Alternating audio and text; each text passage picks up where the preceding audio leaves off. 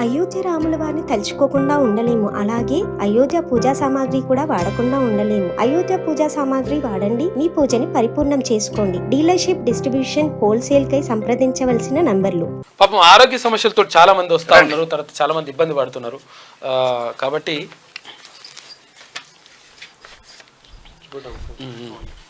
ఏమైందమ్మా? ఏంది?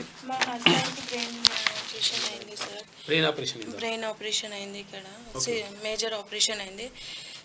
పిన్ వేశారు. ఇప్పటికి 4 lakhs దాకా అయింది మాకు. అంటే నేను అసలు ఏం లేని దాన్ని మా హస్బెండ్ చేస్తేనే నాకు ఏదైనా. మేము అంబర్పేటలో ఉంటాం సార్. అయితే ఇప్పుడు ఆయనకి మేజర్ ఆపరేషన్ అయింది. ఇప్పటిదాకా 4 lakhs అయినాయి సార్. మాకేమైనా హెల్ప్ చేశారేమో అని వచ్చాను. దీనిపైన ఒకసారి అంటే ప్రభుత్వం కూడా కొంచెం నిర్ణయం తీసుకోవాలి. అంటే ఆరోగ్య శాఖ మంత్రి, వైద్య ఆరోగ్య శాఖ మంత్రి ఇక్కడ దామోదర్ రాజనరసింహ గారు, అయితే దామోదర్ రాజనరసింహ గారు కూడా దీనిపైన దృష్టి పెట్టాల్సిన అవసరం ఉన్నది. ప్రభుత్వం కూడా ప్రత్యేక దృష్టి పెట్టాలి. ఎందుకంటే విద్యా వైద్యానికి సంబంధించి బాగా బాధపడుతూ ఉన్నారు. అంటే మనం అందరికీ అంటే ఆర్థిక సాయం చేయలేనటువంటి పరిస్థితి ఉంటుంది. అంటే ఎంతమంది అంటే మొన్న ఒకరు వచ్చింది, మొన్న బోన్ క్యాన్సర్, నిన్న చిన్న పిల్లగాడు వచ్చిండు, మొన్న ఒక ఆమె వచ్చింది. అంటే ఇట్లా చాలా మంది ప్రభుత్వ దయచేసి మీరుంటే కొంచెం అవకాశం ఉంటే కొంతవరకు హెల్ప్ చేయండి. అంటే మనలో ఒకరు పాపం అంటే బాధపడుతూ ఉన్నారు, ఆ కుటుంబానికి వాళ్ళే ఆధారం. అక్కడ నెంబర్ పెడతావా? ఏంటన్నా మేజర్గా అన్న, మనము ఎప్పుడైతే ఓటును అమ్ముకుంటామో అప్పుడు ఇట్లాంటివి మన ప్రభుత్వం నుంచి ఓటు అమ్ముకుంటే విద్య కానీ మనకు హెల్త్ కానీ రాదు. అంటే జనరల్ గా చెప్తున్నా అమ్మ, మిమ్మల్ని అంటలేను, మనం మొత్తం కూడా మనం ఒక్కరే కాదు, ఒక్కరు చేసిందని కాదు. మనము దీనికి ఫోన్ పే, గూగుల్ పే ఉందామా? ఫోన్ పే ఉందా? ఈ నెంబర్కి ఫోన్ పే ఉందంట. ఇప్పటిదాకా 3 lakhs అయింది సార్. నేను అప్పు తెచ్చి అది కూడా చేశాను. నేను చాలా మంది పేదలు మాత్రం వైద్యం కోసం చాలా ఇబ్బందులు పడుతూ ఉన్నారు. గాంధీ హాస్పిటల్కి ఒకసారి సందర్శించండి, ఉస్మానియాను సందర్శించండి, వరంగల్లో ఉన్న ఎంజిఎం ఆసుపత్రులను సందర్శించండి. ప్రభుత్వ ఆసుపత్రుల పైన కొంచెం దృష్టి పెట్టండి. దర్గుపల్లి అనిల్ అని వచ్చిండు.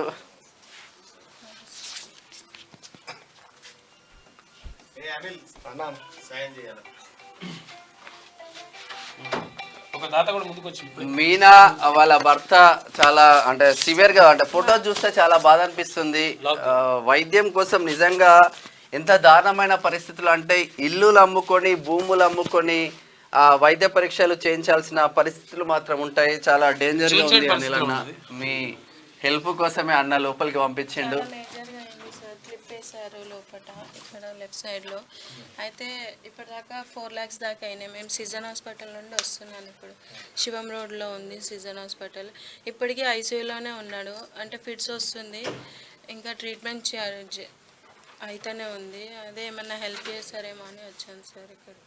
ఓకే, ఆయన నుంచి అయిందని చేస్తాడు, మిగతా అంతా పబ్లిక్ చూసుకుంటారు. ఓకే సరే, ఆయన నుంచి అయిందని చేస్తారంట.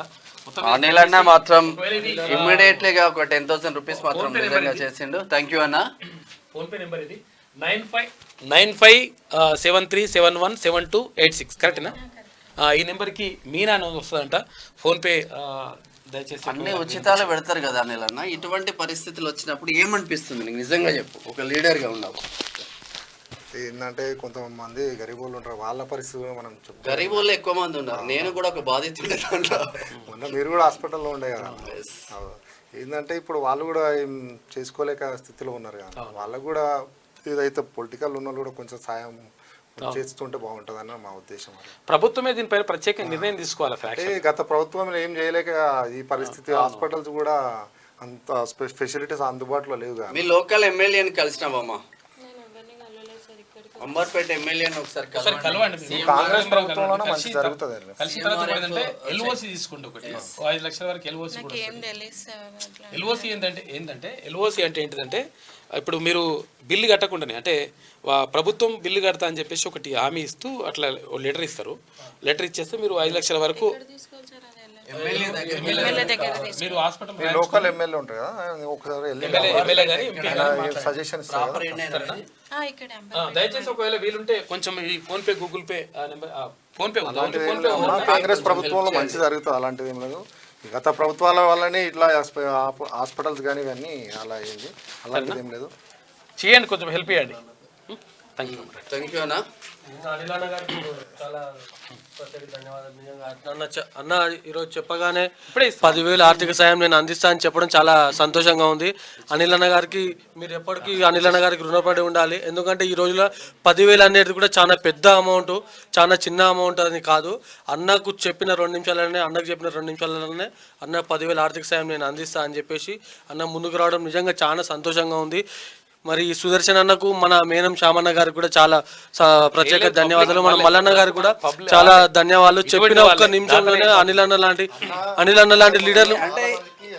లాంటి లీడర్లు మరి ఇట్లాంటి నాయకులు అనిల్ అన్నను ఇక్కడే కాదు, ఆయన విలేజ్ లో స్కూళ్ళు కానీ ఎక్కడ కానీ పోరాటం నిజంగా అనిల్ అన్న లాంటి నాయకులు మరి ప్రస్తుతం రాజకీయంలో రావడం చాలా రాజకీయంగా ఉండాలని ఇట్లాంటి అన్నలు ఉంటే మన పేద ప్రజలకు కానీ లేదంటే పిల్లలకు కానీ అందరికీ కూడా ఖచ్చితంగా హెల్ప్ అవుతుంది. ఇలాంటి నాయకులను మనం ఎంకరేజ్ చేయాలి. ఇలాంటి నాయకులు ప్రజలలో ఉంటే ప్రజల సమస్యలను ఖచ్చితంగా ఐడెంటిఫై చేసి వాళ్ళందరికీ సాయం అందించే విధంగా అనిల్ అన్న గారు చేయడం చాలా సంతోషంగా ఉంది అన్న. థ్యాంక్స్ అన్న. గత 6 years నుంచి అన్నతోనే ఉంటున్నాను నేను. భీమవరం ఆయన కూడా చాలా సేవలు చేసిండు. నేను అడిగిన వెంటనే స్కూల్లో ఏమైనా సమస్యలు ఉంటే కూడా చెప్పాను ఇలా అని చెప్తే అన్న దృష్టికి తీసుకెళ్ళిన అన్న కూడా సానుకూలంగా మంచి స్పందించిండు. ఇప్పుడు కూడా అన్న అందుబాటులో ఉంటుండు.